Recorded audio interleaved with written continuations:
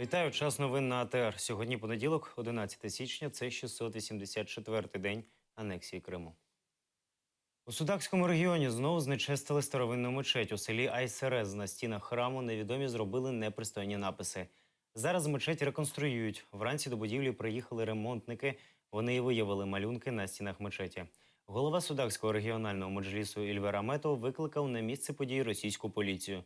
Ведуться оперативні дії.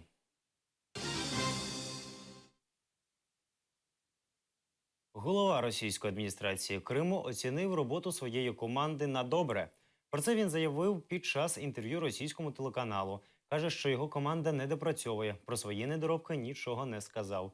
Роз'яснив, більшість міст і сіл не забезпечені електроенергією, бо не вистачає потужності. Каже, зараз є 80% від необхідної генерації.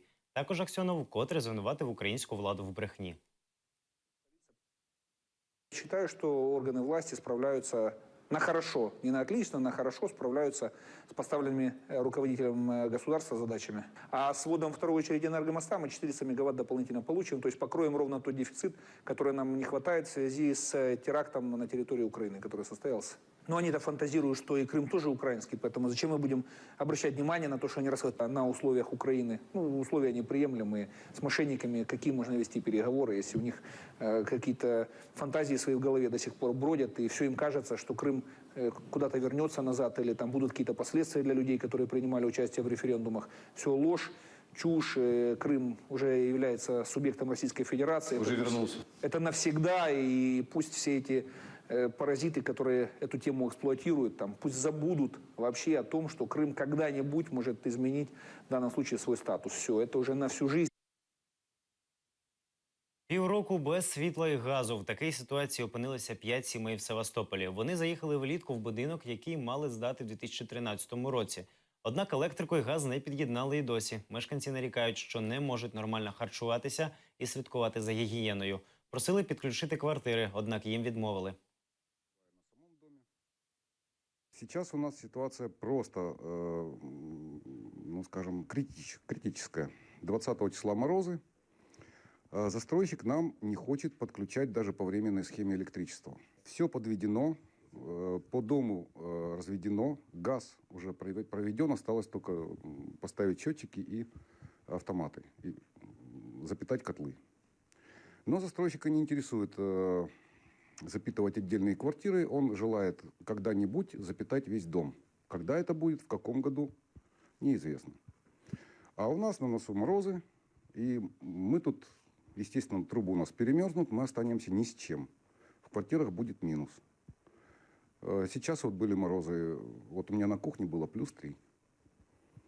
Ну и как жить в такой обстановке, я, честно говоря, не знаю. Снимать квартиру, я пенсионер, у меня нет возможности.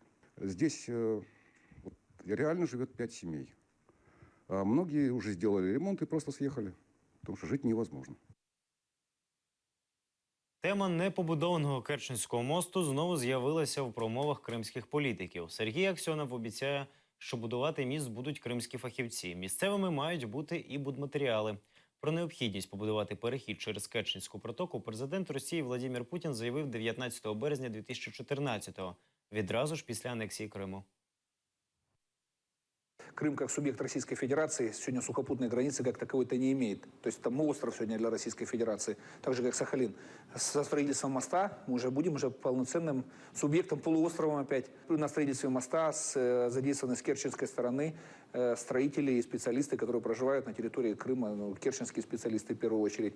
Все материалы, которые могут быть использованы и добываются на полуострове, точно так же будут применяться при строительстве этого моста.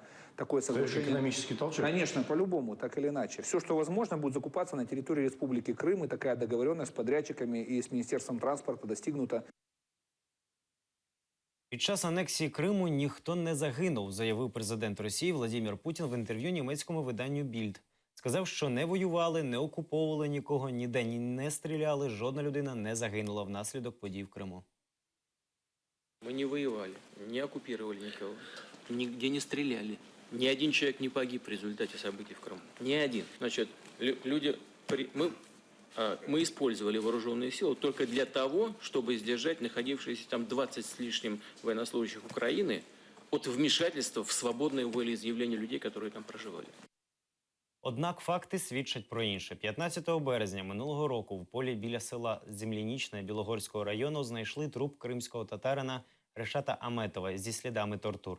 18 березня в Сімферополі російські військові застрелили українського прапорщика Сергія Кокуріна.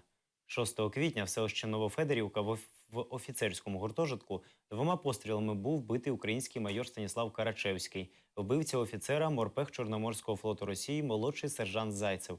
Крім того, в період анексії зникли безвісти кілька проукраїнських та десятки кримсько-татарських активістів, доля яких до теперішнього часу невідома.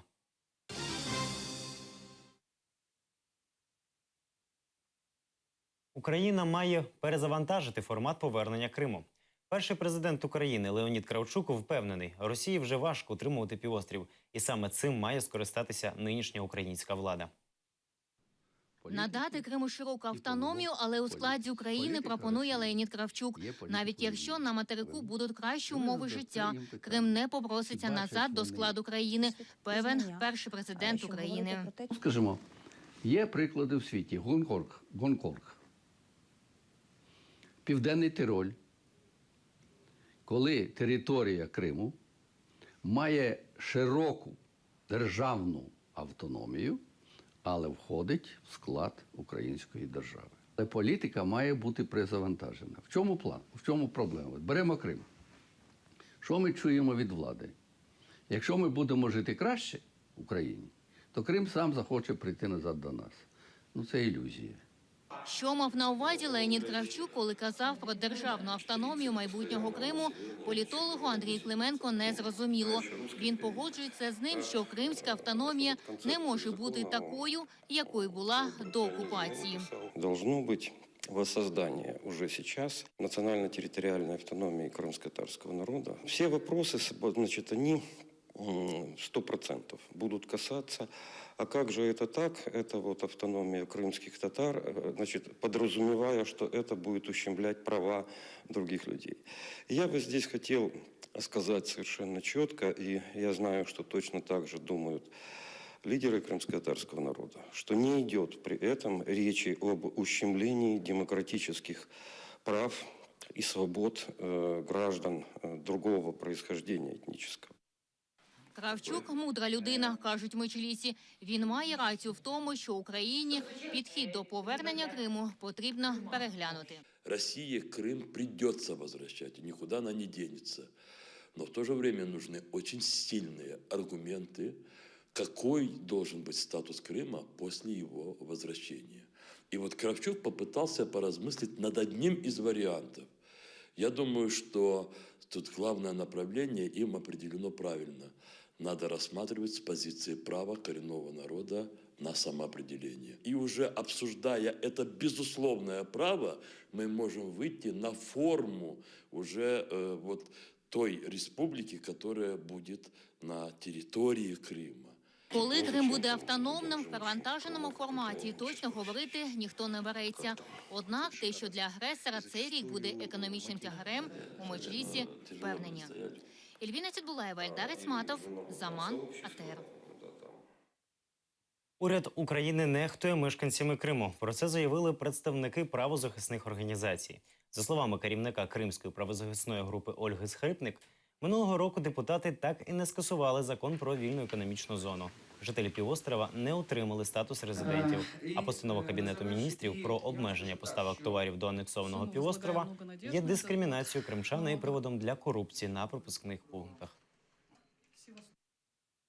Более того, она вообще противоречит как Конституции Украины, Гражданскому кодексу и даже противоречит тому самому закону о свободной экономической зоне, против которого мы уже выступаем второй год. В каком смысле? В смысле того, что данное постановление должно исключительно регулировать экономические отношения.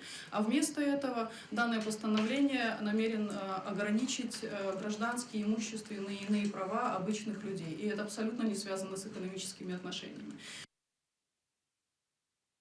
Ні російським товарам в Україні.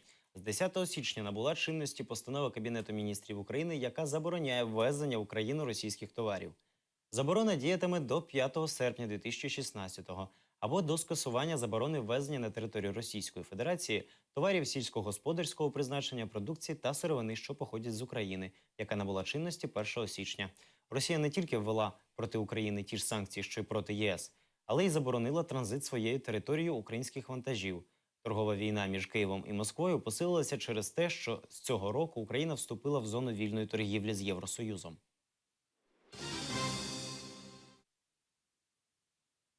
Євросоюз розгляне питання про безвізовий режим з Україною навесні або влітку. Про це заявила заступник міністра закордонних справ України з питань євроінтеграції Олена Зеркаль в інтерв'ю 5 телеканалу. За її словами, Міністерство закордонних справ після новорічних свят буде вести з європейськими колегами дуже інтенсивний діалог з питання надання Україні безвізового режиму. А терміни повної євроінтеграції України залежать лише від швидкості виконання вимог Єврокомісії. Ми маємо засвідчити країнам Європейського Союзу, що ми свідомі того, що треба продовжувати процес реформування і правоохоронних органів, і що треба вдосконалювати законодавство, і що ми продовжуємо цю роботу. Їх позиція буде формуватися на підставі якихось фактів. Тому ми маємо забезпечити виконання цих зобов'язань, які ми взяли на себе, прийняти відповідні закони, надати зараз, вже в нас є інформація, яку прийнята в бюджеті по фінансуванню антикорупційних інституцій. І я думаю, що ми будемо це робити відразу після Нового року. Тобто в нас буде дуже інтенсивний зараз діалог. І від того, як швидко ми зможемо переконати міністрів юстиції і внутрішніх справ країн-членів Європейського Союзу, що ми все виконали і що ми продовжуємо вдосконалюватись, і цей процес є незворотнім, залежить те, коли буде Рада розглядати це питання – в березні або в червні.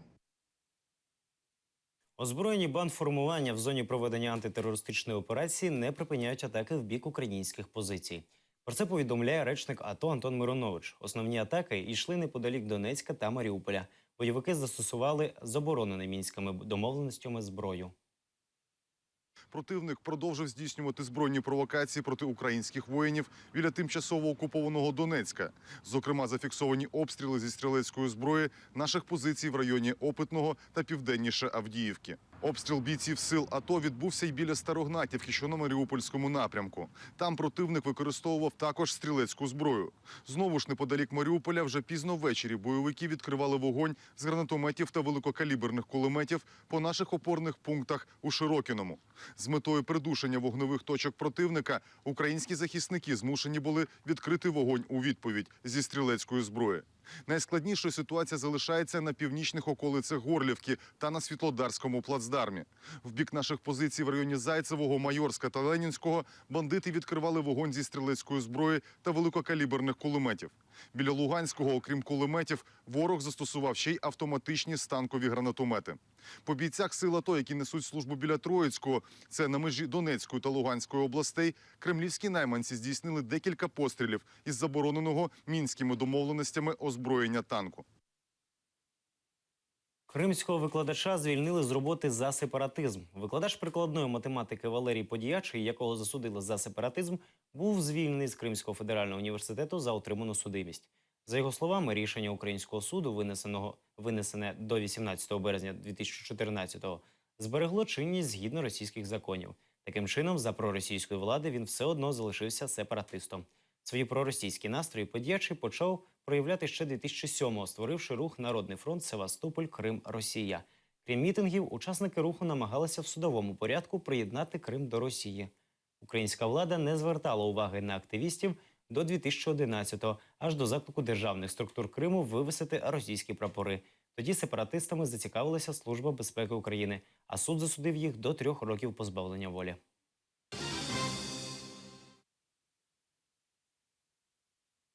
Мешканець Євпаторії поскаржився на супермаркет за український плакат з новорічними привітаннями. Скарга з'явилася на порталі Євпаторійської служби з рішень міських проблем черговий по місту.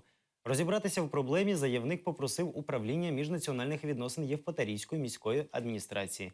Російською адміністрацією півострова українська мова оголошена однією з 3 державних мов Криму.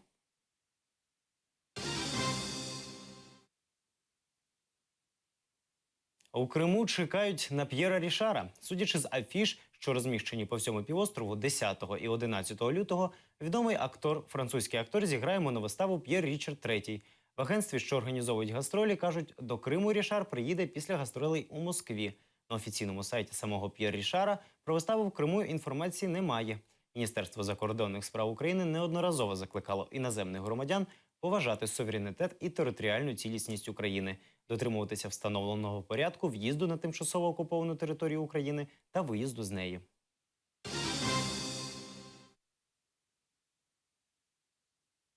У Криму зруйнувався водоспад Срібні Струмені. Обвалився так званий козирок. Причиною стали природні чинники – мороз і дія проточної води, яка поступово руйнує вапняні породи.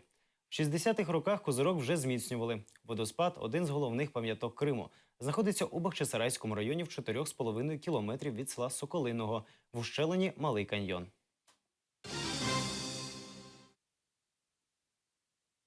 Наразі це всі новини. Більше дізнавайтеся з наступного випуску «Заман». Залишайтеся на АТР. До побачення.